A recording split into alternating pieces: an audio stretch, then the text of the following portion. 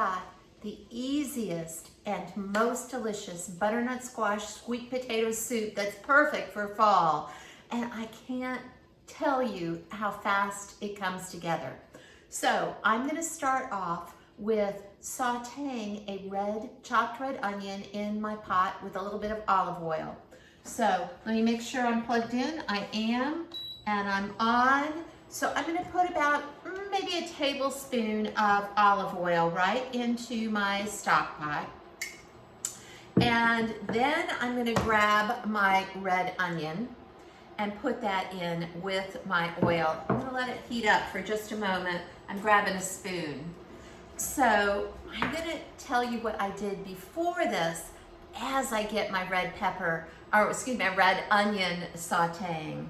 So here we go with my red onion, and I'm gonna crank up my heat to high for just a moment so I can get it started.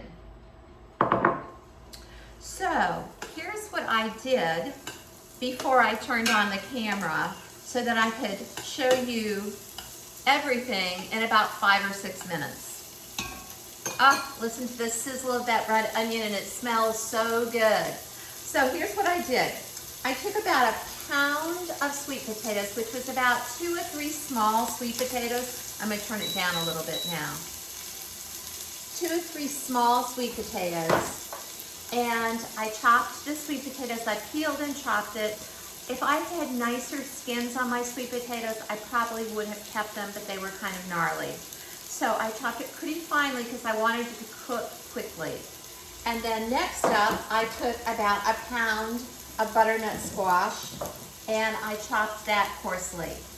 I put them on separate parchment-lined sheet trays, and I put a little bit of olive oil. And between the 2 pans, I put about a half teaspoon of turmeric, half teaspoon of garam masala, and a half teaspoon of ground ginger. And I didn't use fresh ginger because I really wanted this to be fast and easy so that you guys all could make this soup today. So my onions are getting lovely and nicely translucent. It'll only take 3 or 4 minutes. I'm not really looking to get them caramelized, just more soft and translucent. So then what I'm gonna do is I have some more, a little bit more, another half teaspoon of turmeric and garam masala. You know, garam masala is that spice blend from India that we love so much because it's, the aroma of warm baking spices like cinnamon and cardamom. Oh gosh, coriander, sometimes turmeric. All right, now what I have is that last half teaspoon of ground ginger. And oh my gosh, it smells so good now. I've got onions going and those spices. All right, now what I'm gonna do is I have 1 clove of grated garlic, and I'm gonna go ahead and put that in because my onions are almost done.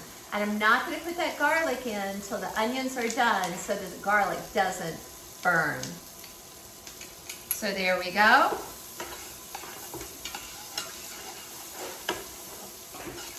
Now I'm gonna put in my veg stock. I have a couple cups of vegetable stock, so that's going right in. So 2 cups of vegetable stock. Did you see that gorgeous color? That's because I made that veggie stock earlier in the week. So there, and I'm scraping up any little bits off, brown bits off the bottom from the onions. And I'm gonna go ahead and turn it up now, again, to get my stock or broth going. Now, I'm gonna take both my sweet potatoes and my butternut squash and pop them in to my pot. I love having parchment to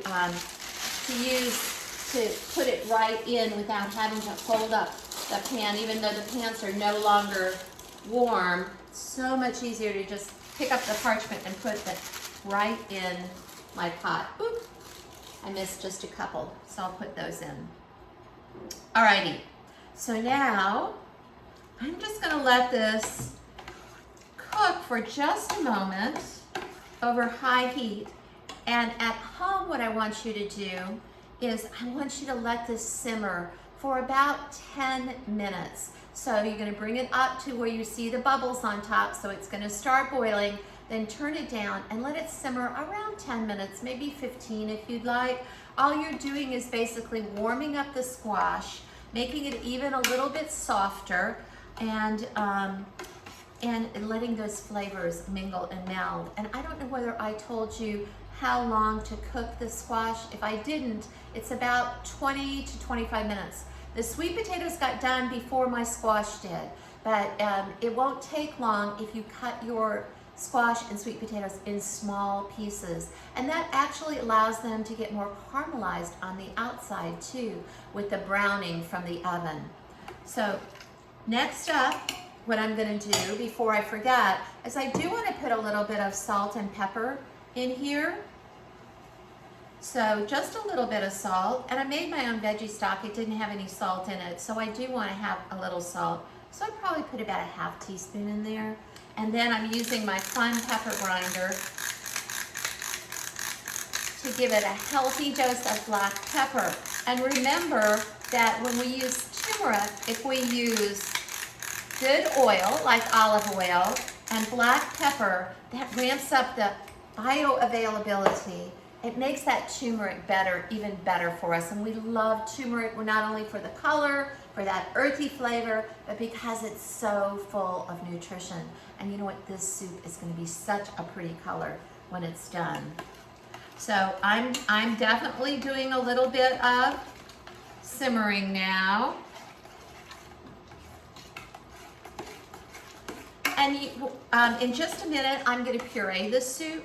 And y'all, I'm going to use the immersion blender. But you don't have to use an immersion blender. You could use a regular blender, or heck, the soup would be really good, just chunky like it is. But I like to break it up a little bit. So I am going to go ahead, and again, I'm not going to wait on 10 minutes for a simmer because I'm showing you this. But in the recipe, it'll give you that information. And you will pretend it's like time passes, okay? It's been 10 minutes. I'm gonna turn off the soup. And now what I'm gonna do is use the immersion blender. So it's off the heat. I'm gonna use the immersion blender to puree the soup. And you wanna be really careful when you've got warm soup like this. You would never wanna put this in the blender because it'll blow the top off. And how do I know that, right? Because it happened to me. So I'm just gonna puree it a little bit. I'm not gonna make it super smooth, but you absolutely could. And here we go. It's gonna take just a little bit longer. Oh, I wish you could smell this. I'm anxious for you to make it so you can smell it.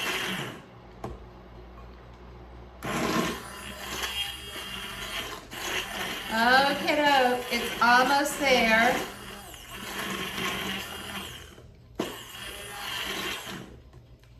Okay, maybe one more little pass. I'm not wild about my immersion blender that I'm using today. I have to have 2 hands.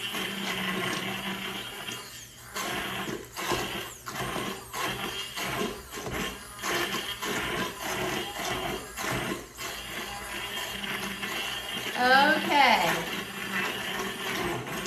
I got it. So I'm gonna set this aside now, and I'm gonna add my last yummy ingredient to this soup, and that is, I'm gonna turn my heat back on again, just so that I can warm up my last ingredient, which is coconut milk. So it's going right into my soup, and I'm using about a ½ cup of coconut milk. Ooh, it's really hot now. Oh my gosh, y'all. Can't wait to show this to you. It is so pretty, and it is gonna taste so delicious. And you see how fast this soup is? So no need to get out a whole pantry load of ingredients and spend a lot of time. You can absolutely just enjoy a pumpkin and butternut squash with fall flavors soup in just a little bit. So I'm gonna go ahead and put some of this in my bowl so you can see it. And of course, you know I wanna try it. Oops, I've still got a little bit of onion in there. And like I said, you can puree it as much or as little as you want. I just have to try some.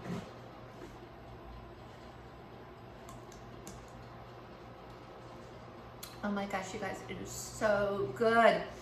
Warm, a little spicy, but not hot spicy, just lots of really good warm fall flavors. I think I'm gonna go grab some pumpkin seeds so when I serve it up, I can garnish this with pumpkin seeds. But I'm gonna finish this little bit first. I hope you enjoyed this fall butternut squash soup. I hope you make it and let us know that you made it. Bye.